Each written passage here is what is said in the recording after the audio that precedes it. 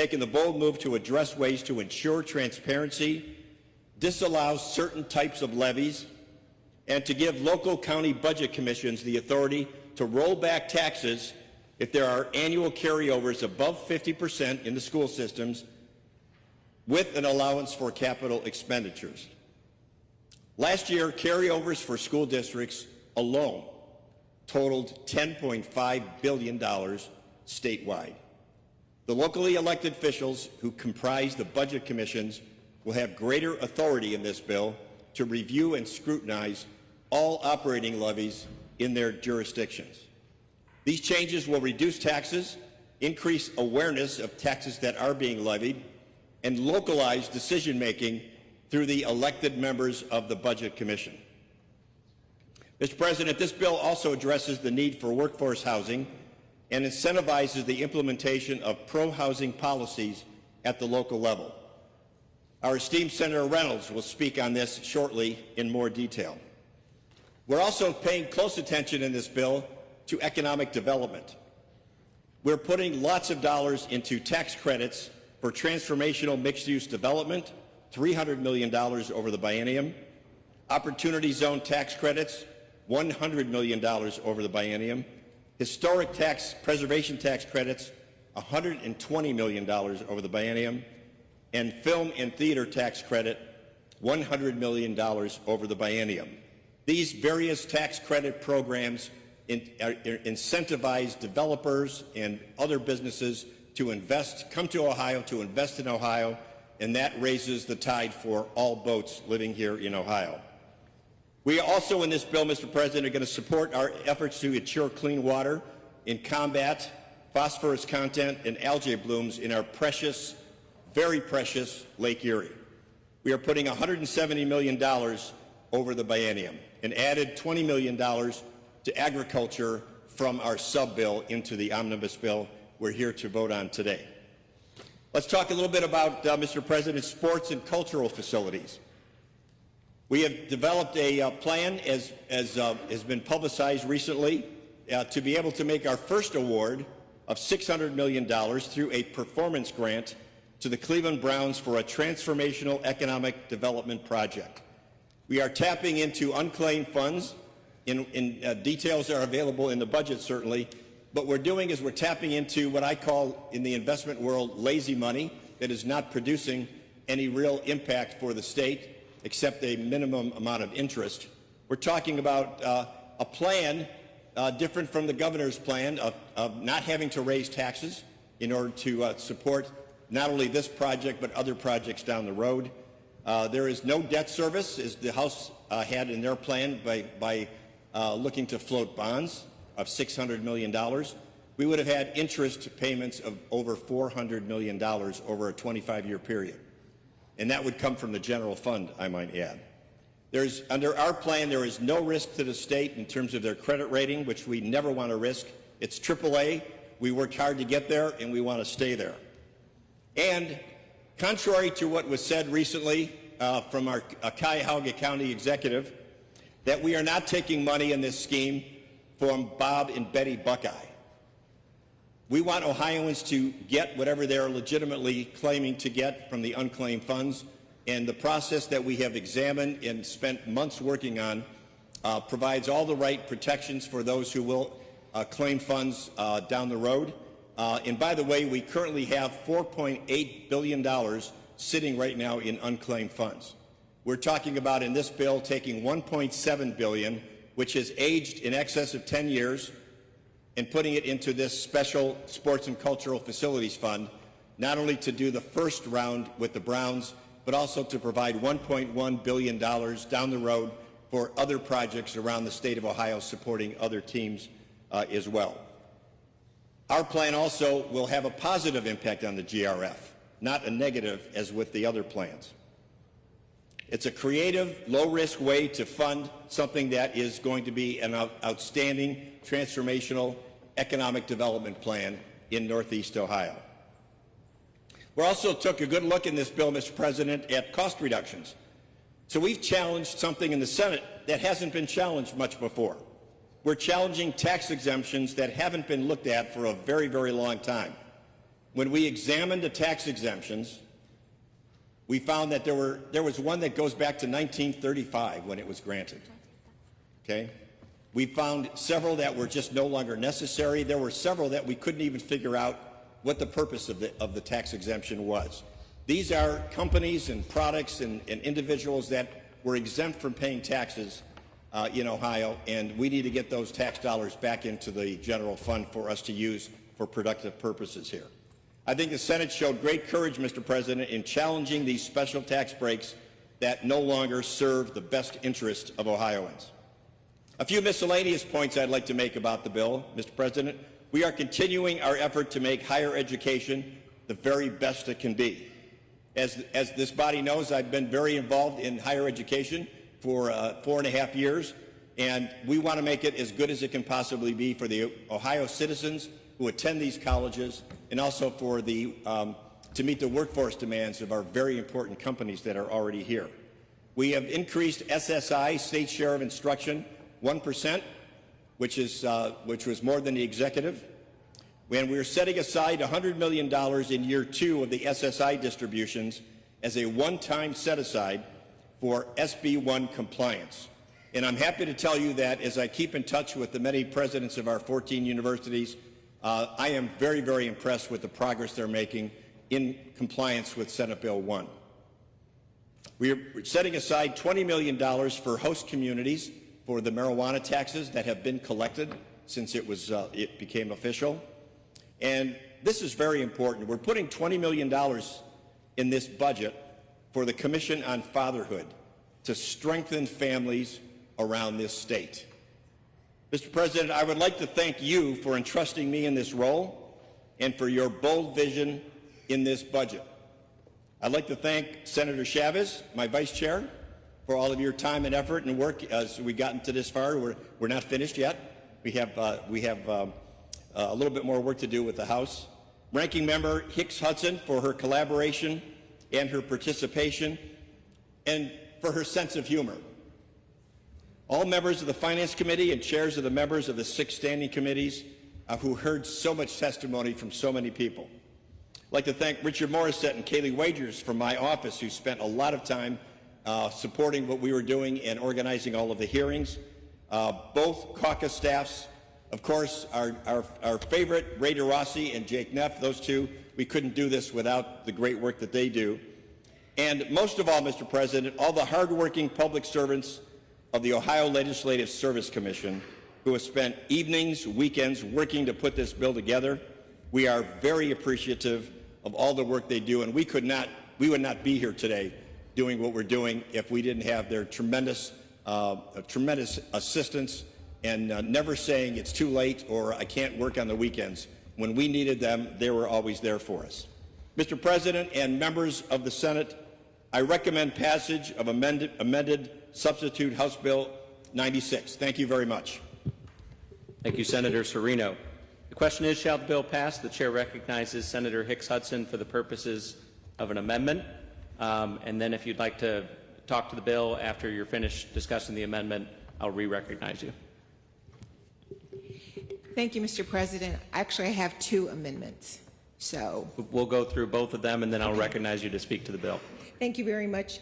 I rise with 2 amendments. The first amendment, I move to amend, which is SF0013. Your amendment is in order, and you may proceed. Thank you, Mr. President. This amendment is designed to increase funding to support the costs incurred for removing deadfall ash trees that are in various waterways throughout the state of Ohio. This is an amendment to the H2 Ohio funding, because we had a speaker from the county engineers talk about the devastation that occurs locally with these fallen ash trees within the various waterways. It not only affects farmers because of flooding the fields, it also affects townships as well as cities when there's a backup and there's a need to try to clear these out. This is not just a localized problem in Northwest Ohio. It is throughout the state of Ohio.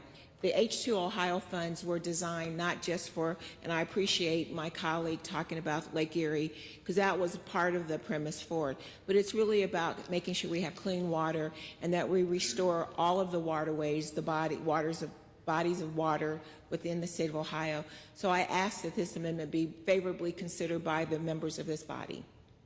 Thank you, Senator Hicks Hudson. The chair recognizes Senator Reineke for a motion. President, I move that the amendment be laid upon the table. The question is, shall the amendment be laid upon the table? Will the clerk please call the roll? Antonio? Blackshear? Blessing? Brenner? Chavez? Sereno? Craig? Catrona? Demora? Gavrone? Hicks Hudson? Huffman? Ingram? Johnson? Kaler? Landis? Lang? Liston? Manchester? Manning? O'Brien? Patton? Reineke? Reynolds? Rogner? Robenchuk? Schaefer? Smith? Timken? Weinstein? Wilkin? Wilson? President McCauley. With 24 yeas and 9 nays, the amendment is laid upon the table. The chair recognizes Senator Hicks Hudson for the purpose of an amendment. Thank you, Mr. President. I rise to offer amendment SF0013. SF007. Your amendment is in order and you may proceed. Thank you, Mr. President. This amendment would implement an alternate version of the Fair School Funding Plan that ensures districts receive all the funds that they need in order to operate and to follow each student. It's important to understand that this bill touches on a number of different, this amendment touches on a number of different aspects for fairly funding our public school and protecting our children. It includes updating the cost inputs, which is one of the challenges that we had in our discussions about how we disagree that the current scheme within the budget actually does meet the goals of the original Fair School Funding Plan.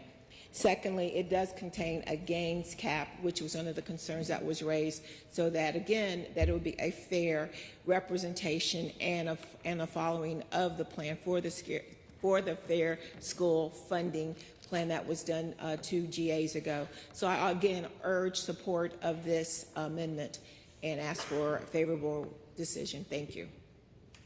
Thank you, Senator Hicks Hudson. The question is, shall the amendment be agreed to? The chair recognizes Senator Reineke for a motion. Mr. President, I move that the amendment be laid upon the table. The question is, shall the amendment be laid upon the table? Will the clerk please call the roll? Antonio? Blackshear? Blessing? Blessing? Renner? Chavez? Sereno? Craig? Catrona? Demora? Gavrone? Hicks Hudson? Huffman? Ingram? Johnson? Kaler? Landis? Lang? Liston? Manchester? Manning? O'Brien? Patton? Reineke? Reynolds? Rogner? Romanchuk? Schaefer? Smith? Timken? Weinstein? Wilkin? Wilson? President McCauley.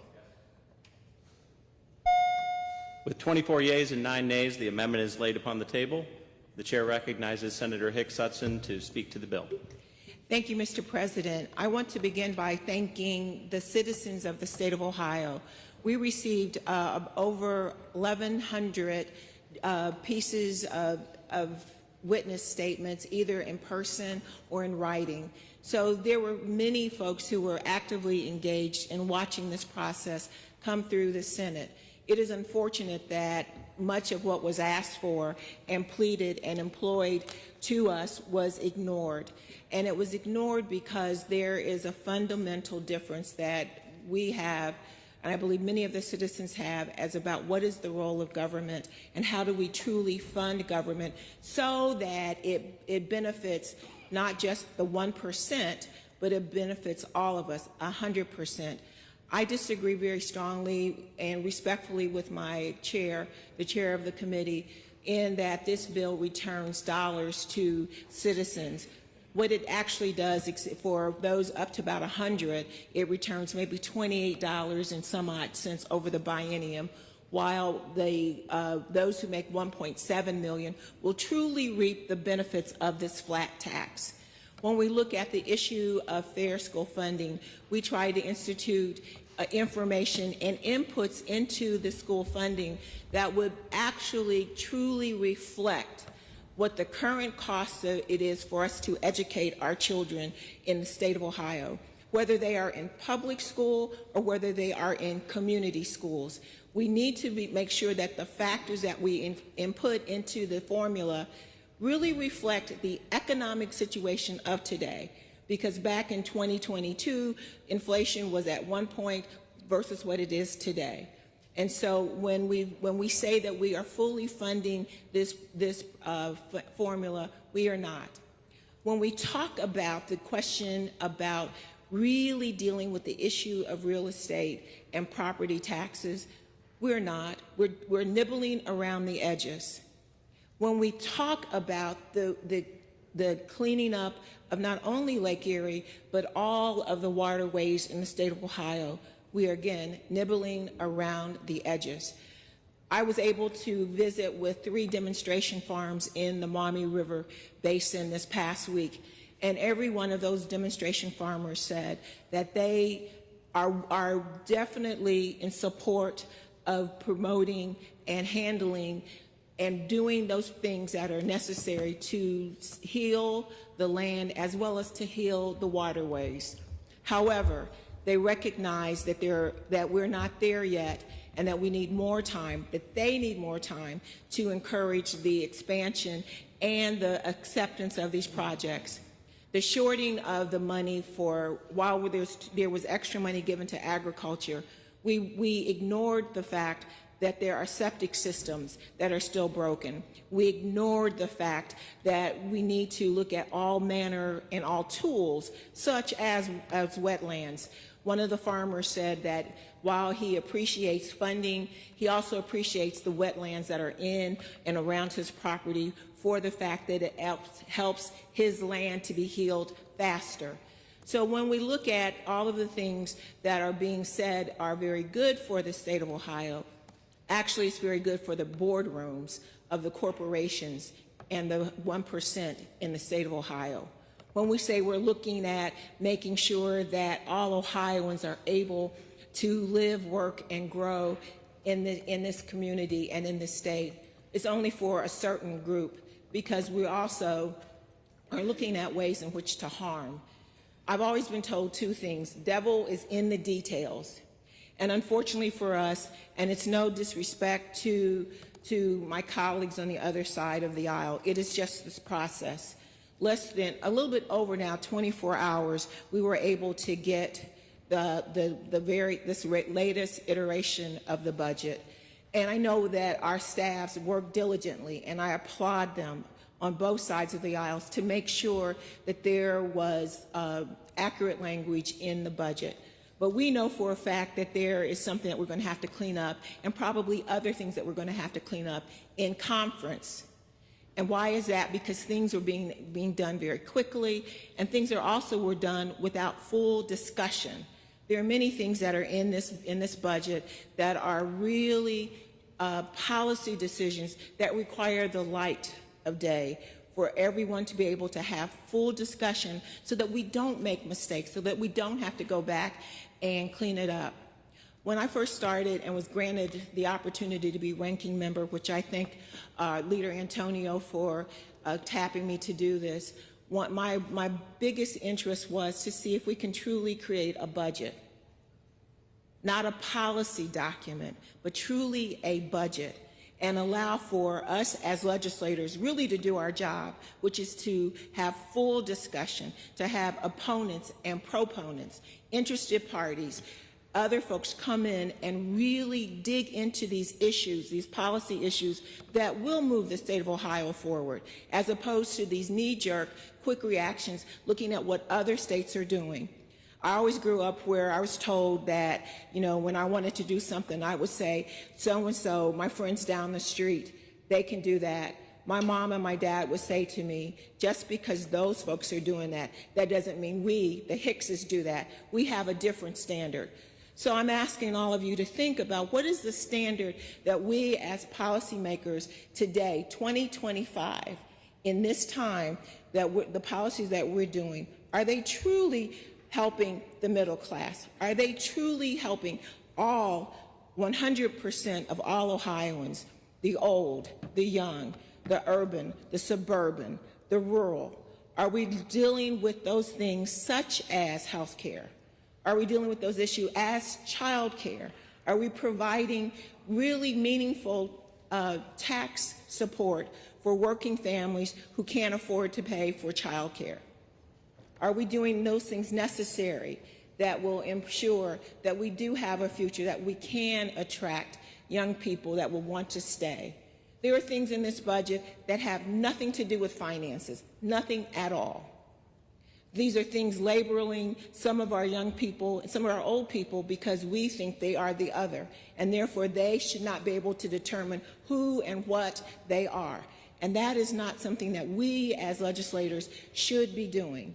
So I stand here not in support of this bill, but thankful for the process by which we are able to speak to it. And I want each and every one of you, as we go through this and make that vote, to decide, are we truly benefiting the working men and women? Are we truly benefiting those that have the least? Are we truly doing what government is supposed to do, which is to provide support, protection, and community? That's the most important thing. Are we providing community for the state of Ohio, or are we moving to what's more, what I consider now, this individualistic idea of what government is? It's what I need for me and mine, not for my neighbors, not for the folks who are different from me. And so I leave you with this. I urge a no vote, which I believe will be a change in what we have done in the recent past in this chamber, where there was no one on this side of the aisle who felt that there was enough in this bill that would be enough for one of us to give a yes vote. In fact, we find that while there were some positive changes made, that it does not rise to the level to support the people that sent us here. The 300 and some odd people, not all Republicans, not all Democrats, mostly independent, but all of them are Ohioans who want the very best. And unfortunately, I don't believe that this bill does that. So, Mr. President, I urge a no vote, and thank you for allowing me to speak to the bill and offer my amendments. Thank you, Senator Hicks Hudson.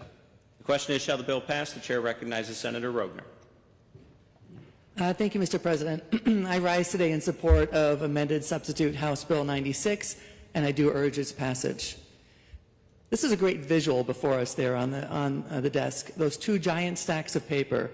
I understand it's 5,684 pages. It went through 6 standing committees plus finance, a couple thousand witnesses in person, plus written testimony, of course. So it was very well vetted. Now in there, I'm sure there is something that each of us will find that we love, and something that each of us can find in there that we don't like. But at the end of the day, we have to weigh it all in the balance, and when I do that, I am strongly in support of this bill. There's so much in there, but I'm going to talk about 3 particular items. The first one I'd like to discuss is the flat tax. A flat tax will lead to a more prosperous, fair, and a competitive future for Ohio. When a tax code is burdensome and complex, it'll penalize success, and it discourages investment. A system that is riddled with brackets and carve-outs will confuse taxpayers, stifle economic growth, and require costly compliance efforts. A flat tax, however, is beautifully simple. Every taxpayer, regardless of their income, pays the same low, transparent rate. No more punishing marginal tax rates that discourage upward mobility. For working Ohioans, this means that they get to keep more of what they earn. For families living paycheck to paycheck, a simpler and flatter tax system could mean a few $100 extra in their pockets each year, money that can go towards groceries, gas, or school supplies. Now, critics may falsely argue that a flat tax favors the wealthy, but let's look at the facts in this current proposal. Ohioans earning between $0 and $26,050 pay zero in income tax, not a penny.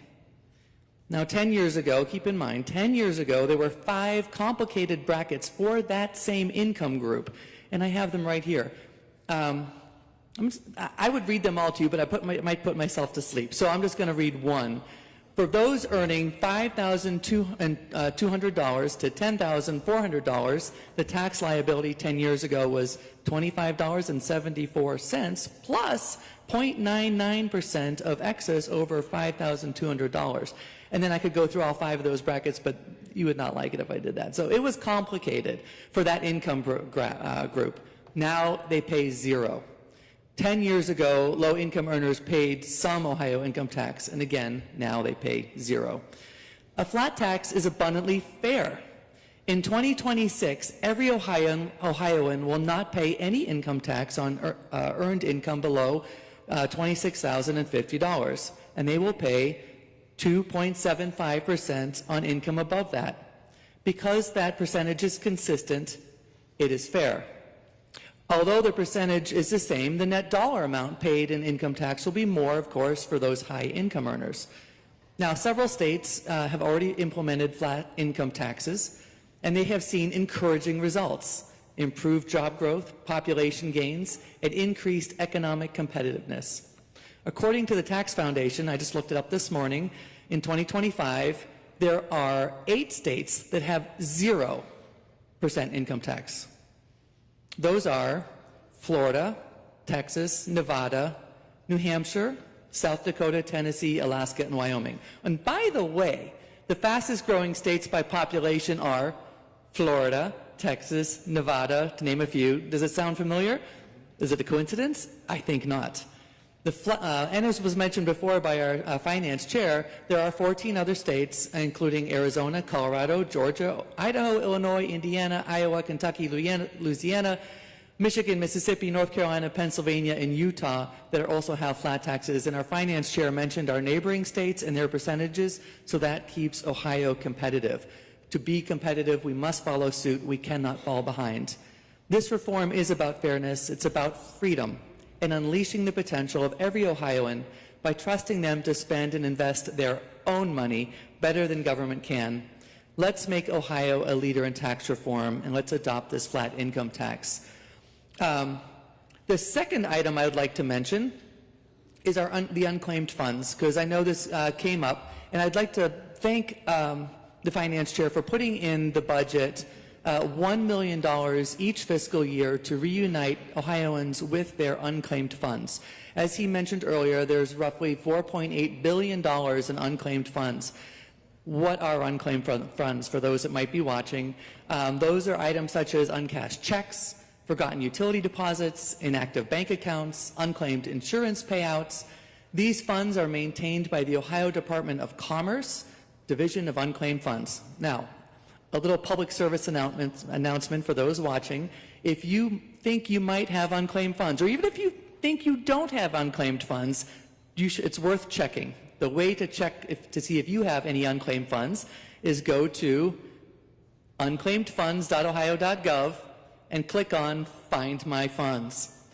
Then you submit a claim. If a match is found, you'll receive a pre-filled claim form via email. You complete and submit this form. You'll have to provide some documentation, such as a valid government-issued ID and proof of address, social security number, etc. If you can claim on behalf of a deceased relative, then you might need some court documents, but you can get your money back. The review process typically takes 120 days, and there is assistance available. If you need help or have questions, contact the division. Their phone number is 614-466-4433. So I'm very thankful that we did put that provision to reunite Ohioans with their unclaimed funds in the budget. Finally, I'd like to mention that this is a pro-life budget as well. We provide $10 million each fiscal year for the Ohio Parenting and Pregnancy Program. This will promote childbirth, parenting, and alternatives to abortion. Ohio has nearly 200 pregnancy and help centers and maternity homes that assist women in crisis pregnancies. These exist in rural, urban, and suburban communities alike. Secondly, this budget also provides $2.5 million in each fiscal year for the purchase of 3D diagnostic ultrasound machines and provide grants to Ohio entities that do not charge for ultrasound services provided to pregnant women or promote abortion. So I'm thankful for those. I could go on, but there's so many wonderful elements in that budget. I am proud to support it, and I encourage a yes vote. Thank you, Mr. President. Thank you, Senator Rogner. The question is, shall the bill pass? The chair recognizes Senator Ingram for an amendment. Thank you, Mr. President. I rise to submit to the amended Subbill 96, Amendment SF0014. Your amendment is in order, and you may proceed. And Mr. President, I'd like to speak to the amendment, which has several parts, as well as be able to speak to the bill when I finish. But I think we'll address your amendment, and then I will re-recognize you to speak to the Okay, bill. fabulous. Okay, thank you so much. This amendment has several parts to it, the first of which is to allow for school districts to rely on replacement levies, emergency levies, substitute levies, combined income property tax levy. It will allow them, it removes that language that disallows them to be able to have those tax levies on the ballot. Unfortunately, how we got the language for those tax levies actually came from the legislature. Whether it should be an emergency levy, whether it would be a replacement levy, all those things come from what language we passed in the past. That would eliminate that line that we have in the budget that would take that away from the school districts to be able to make those decisions. It also eliminates the ability for the County Budget Commission to have the authority to claw back dollars that have already been voted by the public, as well as to be able to determine, based on what they perceive is too much unnecessary funding. It will eliminate their ability to do that, and that would be still left up to the school board and not up to the county commission. It also would talk about the 20 mil floor. The 20 mil floor right now, it removes a provision added by the Senate that would require that the emergency and substitute tax levies be included in the calculation of the school district's 20 mil floor. Most people don't understand what that means, but that means that those school districts will not be able to collect those dollars. And I do believe that most districts are not putting dollars on the floor just to have money in their coffers. The reality is that, here again, those tax reductions based on the fact that you have a 20 or 50% reserve, school districts like the state, like the city and anybody else are bond rated. If they have to issue bonds, there are ratings that are done at the level of doing business, and those ratings depend on things like whether or not you do have reserves, whether or not there are red flags. And there will always be red flags in Ohio because it will be up and down as to whether or not those dollars would be clawed back. So you're going to make it more difficult for school districts to be able to raise those dollars. Now, the last piece of my amendment actually is not the worst thing there. It is about the policy requirement for the balance, that there be a minimum and a maximum. But I think that the interesting thing is that we've set this up for schools to have to raise taxes, and therefore it's important for us to be able to allow that to happen. Thank you, Senator Ingram. The question is, shall the amendment become part of the bill? The chair recognizes Senator Reineke for a motion. Mr. President, I move that the amendment be laid upon the table. The question is, shall the amendment be laid upon the table? Will the clerk please call the roll? Antonio? Blackshear? No. Blessing? Yes. Brenner? Yes. Chavez? Yes. Sereno? Yes. Craig? No. Catrona, Demora, Gavarone, Hicks Hudson, Huffman, Ingram, Johnson, Kaler, Landis, Lang, Liston, Manchester, Manning, O'Brien, Patton, Reinecke, Reynolds, Rogner, Romanchuk, Schaefer, Smith, Timken, Weinstein, Wilkin, Wilson, President McCauley. With 24 yeas and 9 nays, the amendment is laid upon the table. The question is, shall the bill pass? The chair recognizes Senator Ingram. Thank you, President. McCauley, thank you very much. This bill, as big as it is, as somebody alluded to, 5,000, how many other pages it is, reminds me of a song. You want to hear it? The song is, "There's a thin line between love and hate." Now, I've looked at this bill and looked at various pieces of it, and of course, there are some things in there that I marked, I appreciate. But it's like a cat and mouse. Why toy with people with various things if you're really trying to make sure that the people are taken care of? We talk about our children being healthy, and then we remove $10 million of a line that would talk about cancer or pediatric care. We talk about how much more we have in our GRF than everybody else, but you don't see the lines in which were rated those different funds in order to put into the GRF to make that even higher. They restored the structure of the school board, the state school board as elected or as appointed as it previously was, but then they put on there, they need to label who they are, their party affiliation. And then we skip down to the local school boards also to show their party affiliation. The argument was, well, those people are supposed to be independent. Well, then why would you make them put a label on there, which unfortunately, many people only vote for folks because their dad was a Republican, their mom was a Democrat, and they vote for that reason. Why not us allow them to make that decision based upon the personality and the information that that individual candidate can bring to them? But no, we've set up our slickster stuff here. You also talked to me about what we did for the colleges. We increased SSI by state share of instruction by 1%. And honestly, that's pretty good. Until you tell me that I pulled $100 million out of that SSI for four-year institutions. And then I will be measuring whether or not they have met the requirements of Senate Bill 1 in order to get any portion of that SSI back to their institutions. Now, at least it was changed a little, because at first they said that it would be the chair of the House Higher Education Committee and the chair of the Senate Higher Education Committee that would make those decisions as to whether or not they've met those requirements. Well, how fair is that? So here again, that's that cat and mouse, give and take. You get a little, take some back. Used to be a song we had in church. Want to hear it? No. But that was you take 2 steps forward, you take 1 step forward, I'll take 2. Y'all don't know that one, but the whole point is that you've got to have some give and take. My reality is that when I stop looking at the funding and the unclaimed funds, darn, we've been chiseling away at that over the last couple of GAs for various reasons, for different things.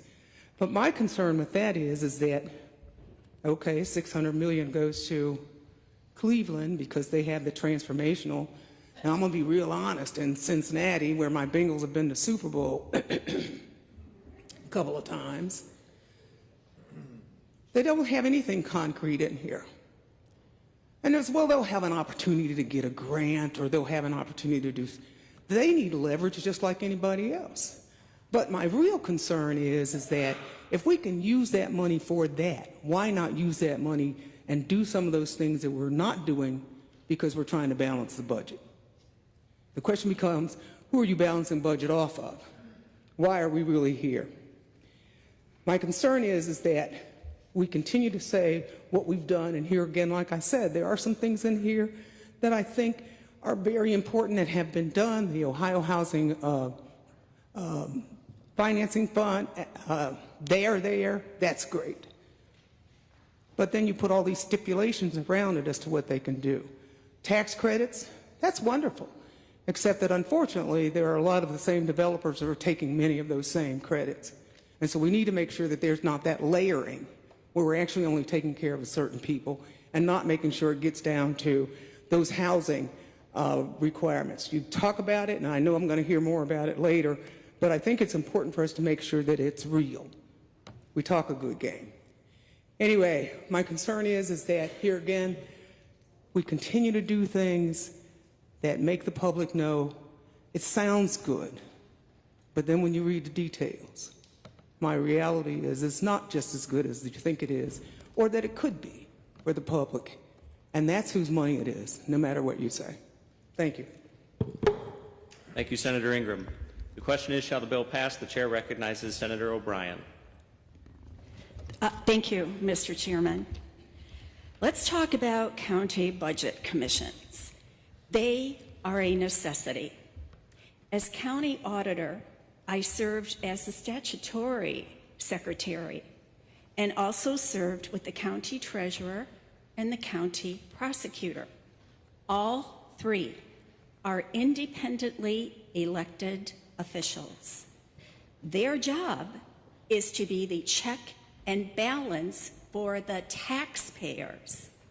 Taxes are to be collected for a defined purpose. Taxpayers must be aware of that purpose when they vote for levies. Taxes are not to be collected to hoard money. So the authority to fix levies that are exceeding their defined purpose rests with the County Budget Commission. They are the taxpayers' watchdog. The County Budget Commission has a level of trust with the taxpayers. This has to be done locally because they are the closest to the tax collection. The County Budget Commission has the final say on whether tax dollars are actually being collected for the purpose voters approved.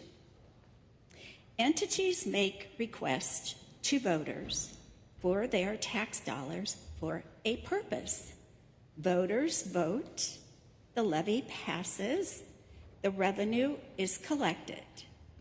Entities make their requests based on estimates. Sometimes these estimates are not correct. It is normal for these entities to overestimate. It is the County Budget Commission's job to test the entity's original appropriation to the actual expenditure. If they overshoot and collect more than they needed, money is due back to the taxpayers, not the entity that requested it. Again, the County Budget Commission is the taxpayers' watchdog. The County Budget Commission's purpose is to make sure the entity needs the taxpayers' dollars and that the entity does not collect more money than it needs. They exist to protect the taxpayers. Again, they are the taxpayers' watchdog. For example, let's say a school district requested a yearly $5 million operating levy. For the same reason, the actual expenditures at the same time are only $4 million. That is a $1 million excess that the school district did not need. This $1 million should be returned to the taxpayers, but that never happens. Instead, they keep and find more things to spend it on that the taxpayers did not agree to. This cycle repeats itself over and over again. So what could cause an estimated $5 million voted on, but only $4 million spent? Well, let's look at COVID. This happened all over Ohio. When the schools went virtual, the operating dollars they received were not necessary. Costs dropped, and for example, they didn't need heat and light in the buildings. They didn't need Wi-Fi. There was much less maintenance. That money should have been returned to the taxpayers, but it was not. This is where the County Budget Commission should be stepping in, because the County Budget Commission is the taxpayers' watchdog. Let's say a levy was passed to purchase 500 computers at an estimate of $1,000 apiece. $500,000 needed. When the bid comes in, they get the computers for $750 apiece. That's a saving of $1,2,500. This $1,2,500 is then used for another purpose, like to fix a boiler or an air conditioning unit. But the voters did not approve their taxes to go to other purposes. Money should be returned. Again, this is where the County Budget Commission should be stepping in, because the County Budget Commission is the taxpayers' watchdog. Over time, the entity will bank the funds not used. Carryover dollars are just those banked funds. Schools have accumulated excessive money, sometimes 50%, 60%, 70% of their budgets. These are unreasonable numbers. This violates what taxpayers voted on, and it is simply not fair to hold tax dollars for later use like this. Our budget demonstrates reasonable and long overdue reform. We are giving more express authority to county budget commissions to reduce millage on any voter-approved levy, except for a debt levy, if the commission finds it reasonably necessary or prudent to avoid unnecessary, excessive, or unneeded property tax collections. We are also keeping the county prosecutor on the commission to preserve the effectiveness of the commission. With these changes, the County Budget Commission will be more empowered to be the taxpayers' watchdog the way that they are supposed to be. Maybe if we had enacted these in the past, we wouldn't have people out in front of Walmarts asking for signatures to get rid of property taxes altogether. I'd like to thank my staff, Brandon Smith and Molly Schoaf, for all of their hard work, and I urge passage. Thank you, Mr. Chairman. Thank you, Senator O'Brien. The question is, shall the bill pass? The chair recognizes Senator Liston for an amendment. Thank you, Mr. President. Move to amend with Amendment SF0001-1. Your amendment is in order, and you may proceed. Thank you, and I would like to speak to the amendment and then after to the bill. But I rise to make sure that we, as a state legislature, remain dedicated to protecting health and health care access for people in Ohio. This budget has language that states that any federal changes to the 90% matched funds for the Medicaid expansion population would automatically drop the over 700,000 people from the Ohio Medicaid program. It also has language that requires the director to terminate any state-directed payment program if the federal government restricts or limits the availability of federal funds to support state-directed payment programs. These two automatic triggers would dramatically and thoughtlessly worsen our healthcare system based on the whims of the federal government. My amendment removes these provisions. Medicaid is complicated, and I think everyone knows that. But 3.1 million Ohioans, a little more than 1 in every 4 people, rely on it. Some of these roughly 700,000 people qualify because they're poor, and the first trigger would end their health insurance. A person in this group makes $21,597 or less a year, which is minimum wage in Ohio, roughly. Health insurance on the market would cost $4,416 a year.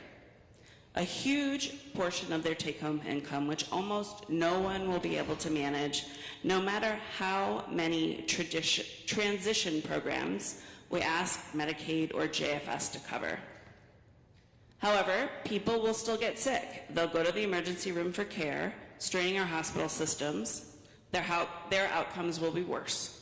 For those struggling, we'll have no way to deal with mental health and addiction care that many need.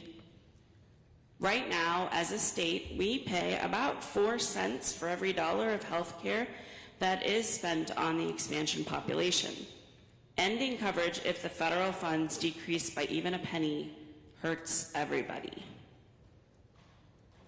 The second trigger that we added involves federal changes to state-directed payment programs. These are local, state, and federal partnership programs that managed care organizations can use to leverage Medicaid funds and create novel programs with quality outcome measures. A large portion of our Medicaid program for this upcoming GA would involve state-directed payment plans with hospital systems. So those other 2.5 million people on Medicaid, children, pregnant women, elderly, or people with disabilities, many would be covered by state-directed payment plans. Codifying knee-jerk sweeping changes to our health care delivery based on any decreases or limits from the federal government is also irrational. Planned surgeries would be canceled, deliveries would go uninsured, kids with asthma wouldn't be able to get their inhalers. There'd be a lot of chaos and change by simply stopping these programs. People in our state deserve better. These trigger provisions play with people's lives and tell them that we won't even fight for them. They say that we'll spend more time and energy figuring out how to fund a sports stadium than we will how to fund health care for 26% of our population. I urge removal of these provisions so that we can prioritize people in Ohio and create a thoughtful response to any federal changes put in place. Thank you, Senator Liston. The question is, shall the amendment become part of the bill? The chair recognizes Senator Reineke for a motion. Mr. President, I move that the amendment be laid upon the table. The question is, shall the amendment be laid upon the table? Will the clerk please call the roll? Antonio? Blackshear? No. Blessing? Yes. Brenner? Chavez? Yes. Serino? Yes. Craig? No. Catrona? Yes. DeMora? No. Gavarone? Yes. Hicks Hudson? Yes. Huffman? Yes. Ingram? No. Johnson? Yes. Kaler? Yes. Landis? Yes. Lang? Yes. Liston? No. Manchester? Yes. Manning? Yes. O'Brien? Yes. Patton? Yes. Reineke? Yes. Reynolds? Yes. Rogner? Yes. Romanchuk? Yes. Schaefer? Yes. Smith? No. Timken? Yes. Weinstein? No. Wilkin? Yes. Wilson? Yes. President McCauley? With 24 yeas and 9 nays, the amendment is laid upon the table. The question is, shall the bill pass? The chair recognizes Senator Liston. Thank you, Mr. President. While I think the trigger language ties our own hands, there are many other things in the health budget that I want to address. This budget has so many decisions that hurt important programs impacting health in Ohio. 67% of housing in Ohio was built before 1980. and we decided lead paint isn't a compelling issue, even though roughly 3% of kids have elevated lead levels to the point that it would cause a decrease in IQ and other neurological problems, including things like ADHD. HB 96 effectively zeroes out Ohio's lead remediation programs. In this budget, we remove funding for poison control at a time when we're seeing a large rise in accidental poisonings from gummies or other marijuana products. This same health laboratory line item that was zeroed out supported newborn screening, a critically important program that tests newborn babies for diseases that require and benefit from early treatment. We changed our mind from the last budget and decided not to allow continuous Medicaid enrollment for infants and toddlers aged 0 to 3. Medicaid estimates that this will result in 20,000 babies each year losing health care because of paperwork. Ohio now has the lowest eligibility for publicly funded child care in the country for kids 0 to 5. North Carolina had previously held last place. They updated their eligibility to 200% of the federal poverty level for children ages 0 to 5 in July of 2023, leaving Ohio in last place for the same age group at 145%. The small voucher programs in this budget do not address this glaring deficit that impacts families and employers alike.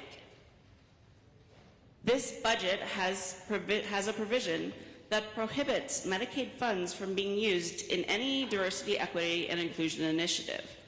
This completely undermines any population health efforts, preventing focus programs for things like addressing Black maternal mortality or suicide completion in Appalachian citizens, or increased diabetes screenings at a lower BMI in our Asian American Ohioans. We say we care about mental health, but we underfunded 911 by about the suicide helpline by half. We removed $10 million in mental health services in schools. We chose not to enact a project that has demonstrated success in other states in decreasing incarceration rates for those with mental illness, and would have freed up inpatient resources for those needing more intensive therapy, paid for by opioid funds. Just as we start to decrease opioid overdose deaths in our state, we cut the line item that supports naloxone distribution. But don't worry, we increased money going to an unproven program that puts magnets on veterans' heads, and we're giving an $8 million earmark to a program that appears to create abstinence-only videos for schools, despite the fact that Ohio has had an abstinence-only education policy for decades without change. I guess we need 8 million more videos. Apparently, we will pay to promote programs that have no demonstrated effectiveness, but we won't help people who are going hungry.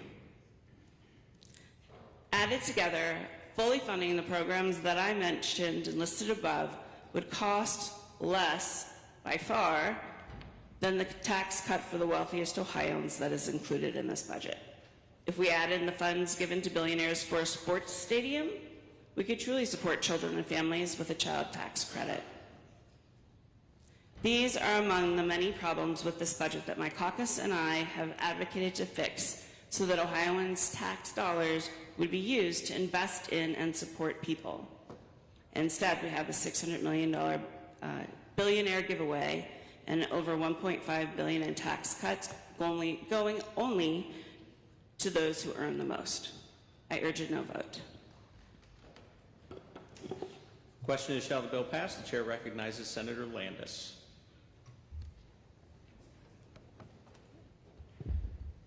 Mr. President, I rise today in support of amended House Bill 96, and I would like to touch base on just a few items that do not get as much attention but are incredibly vital with the current addiction and mental health crisis in Ohio.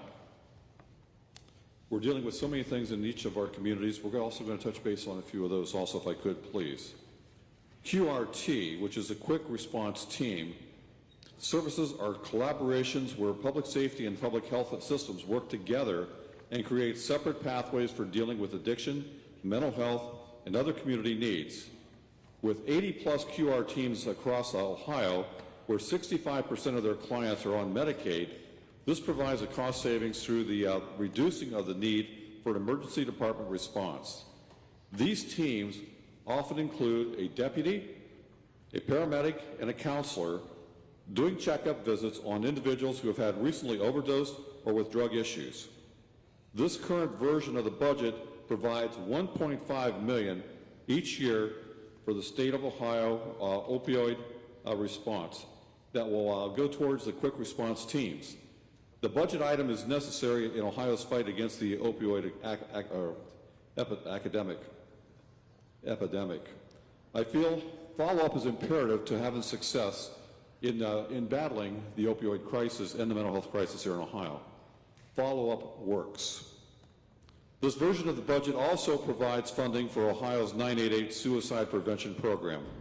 988 is an Ohio crisis lifeline where a trained specialist can offer support to someone who calls or texts to them. Ohio has a strong 988 program where in 2023 there were 162,800 different contacts to 988 and only 1% rolled over to the National Call Center. The Senate proposed budget offers $23 million in fiscal year 26 and $20.5 million in fiscal year 27. Each of our districts have been affected by the suicide rates here in Ohio. Just recently in my district, while I was in Columbus attending an event with my granddaughter, I got word that within 1.5 miles of my house, another individual took his own life. It was just a horrible situation. 988 works. This version of the budget also provides funding for adaptive sports programs of Ohio. These programs are present in school districts across Ohio, providing activities in such as wheelchair basketball, wheelchair soccer, and sled hockey. These programs fulfill students with mobility disabilities with their right to participate in school athletics. The Senate budget provides $400,000 in funding for this program each fiscal year. I've had the opportunity to participate in the sled hockey, and seeing these individuals fly around that rink is absolutely amazing when they struggle with mobility off the ice. This is a vital program, and I applaud the Senate for raising the amount given. It's very, very beneficial to these young folks. The Senate also provides funding for Ohio History Connection to operate their sites and museums across the state. This funding goes towards operations and preserving of many sites across Ohio, including Miamisburg and Serpent Native American mounds, the Armstrong Air and Space Museum, Ohio Village, Fort Lawrence, and of course many, many more. Let me touch on Fort Lawrence for just a moment. That is Ohio's only Revolutionary War site. That is about 8 miles from my home. We're getting ready to celebrate America 250. Funding for these sites are imperative. There's no truth to the rumor that I was there in the Revolutionary War at Fort Lawrence, but I have been on that property many, many times. And going back to my first fourth grade visit there, along with Schönbrunn, the first settlement in Ohio, along with Zor Village, a Zor separatist commune. These sites, just located alone in Tuscarawas County, and many, many, many more, have played an important part in this America 250, and I applaud the Senate for providing $8.725 million in each fiscal year for the Ohio History Connection. Mr. President, I want to thank you, Chairman Serino, and Vice Chair Chavez for the many conversations we had on these critical services. Thank you for listening to the voices that are not always heard, but represent the need across every state Senate district in our state. We can make a difference. 988, QRT, and other programs that help us with our addiction and mental health crisis. It's imperative that we do this. Thank you, and I urge a yes vote on amended House Bill 96. Thank you, Senator Landis. The question is, shall the bill pass? The chair recognizes Senator Smith for the purpose of an amendment. Thank you very much, Mr. President. I rise to offer amendment SF 0003, and then after that would appreciate the opportunity to speak to the bill. So I'm going to read from the Growing Up in Poverty Report, 2024 State of Poverty in Ohio report, specifically page 8 on child poverty. While the overall poverty rate in Ohio is 13.4%, the childhood poverty rate is 17.7%. To put it plainly, a notable higher percentage of children in Ohio experience poverty than Ohioans overall. This disparity can be even more striking when considering episodic poverty. Episodic poverty is defined as being in monthly poverty for 2 or more consecutive months over the past 36 months. While 27.1% people nationwide have experienced episodic poverty, 35.1% of children have experienced episodic poverty. So in state fiscal year 2024, Ohio food pantries provided take-home groceries to meet nutritional needs for 4.8 million children, which made up 30.4% of the 15.9 million people that Ohio food banks served. Let's think about that number, 15.9 million. That's more than there are residents in the state of Ohio.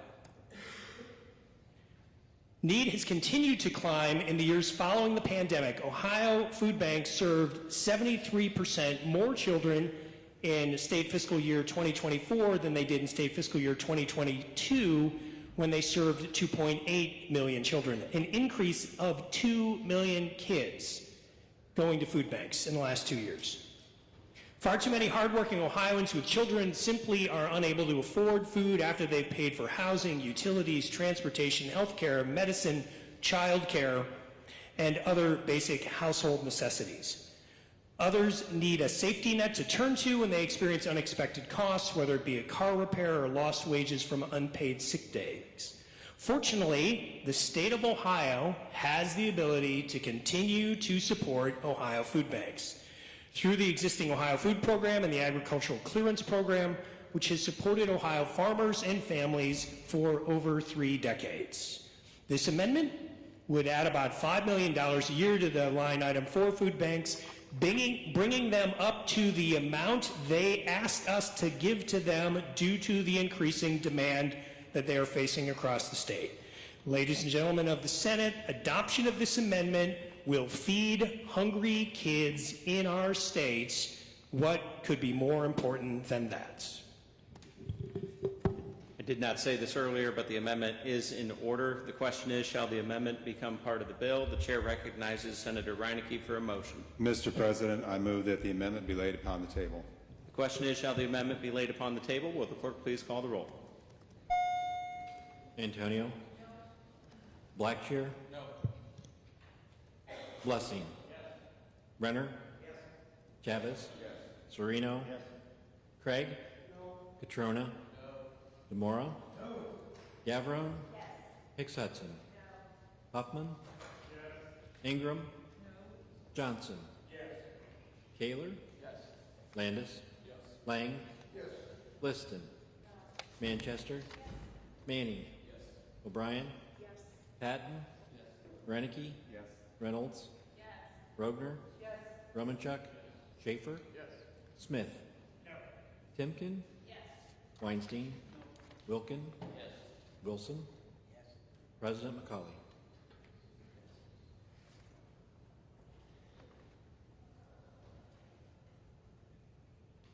Yes. With 23 yeas and 10 nays, the amendment is laid upon the table. The chair recognizes Senator Smith for the purposes of addressing the bill. Thank you very much, Mr. President. I'm sorry if I sped through the amendment and didn't give you the opportunity to say it was in order. I appreciate that indulgence. And I would like to extend my thanks to members of the Senate Finance Committee for their hard work on this bill. This is not an easy lift, regardless of what side of the aisle you are on. I believe that the state budget is out of balance, and I think the process leading to the budget being out of balance began, frankly, as early as this General Assembly began. In the last General Assembly, there were 7 Democrats and 26 Republicans, and the Finance Committee was made up of 3 Democrats and 10 Republicans. As a result of the 2024 election cycle, our side picked up more seats. The margin is now 9 Democrats, 24 Republicans, yet the membership of the Finance Committee remained at 3 Democrats, but now 11 Republicans. The Finance Committee was out of balance from the beginning of this General Assembly. I think that is one of the reasons why the budget is out of balance as we vote on it today.